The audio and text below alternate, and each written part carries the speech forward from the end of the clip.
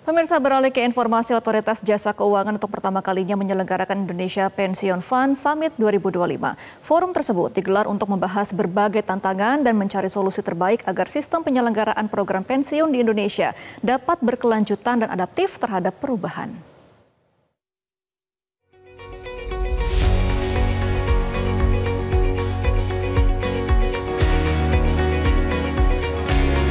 Dalam kegiatan Indonesia Pension Fund Summit 2025,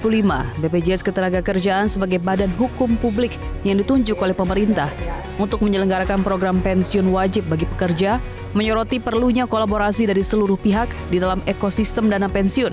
untuk memperluas cakupan kepesertaan program pensiun dengan mendorong inklusivitas dan mengoptimalkan bonus demografi. Peran BPJS Ketenagakerjaan dalam kegiatan Indonesian Pension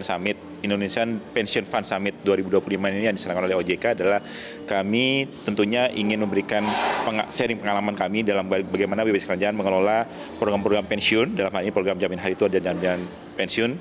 di BPJS Ketenagakerjaan, yang tentunya di sini juga melibatkan banyak stakeholder, banyak para pelaku industri di dana pensiun, baik itu dana pensiun pemberi kerja, dana pensiun lembaga keuangan, yang kemudian kita sharing untuk menemukan bagaimana supaya program pensiun ini, karena kan tantangan di program pensiun adalah bagaimana coverage, inklusivitas dari program pensiun bisa makin meluas sehingga coverage-nya makin besar. Yang kedua, bagaimana digitalisasi yang sekarang ini hadir di tengah masyarakat ini bisa kita manfaatkan secara optimal, karena di satu sisi menimbulkan tantangan dan sekali di sisi lain juga menimbulkan peluang-peluang baru. Dan bagaimana kami di ekosistem dana pensiun ini bisa saling berkolaborasi, bersinergi, berbagi pengalaman, bagaimana masing-masing pelaku industri di dana pensiun ini bisa menghadapi tantangan-tantangan ini. Dan tentunya kita di sini juga menjadi satu forum ini jadi forum bersama juga bagi seluruh pelaku industri dana pensiun, termasuk di BPJS Ketenagakerjaan, yang tentunya ini baik untuk industri ini tentunya. Selain itu, BPJS Ketenagakerjaan juga berharap adanya dukungan penuh dari berbagai pihak, termasuk regulator, untuk menjaga keberlanjutan program jaminan pensiun, khususnya yang diselenggarakan BPJS Ketenagakerjaan.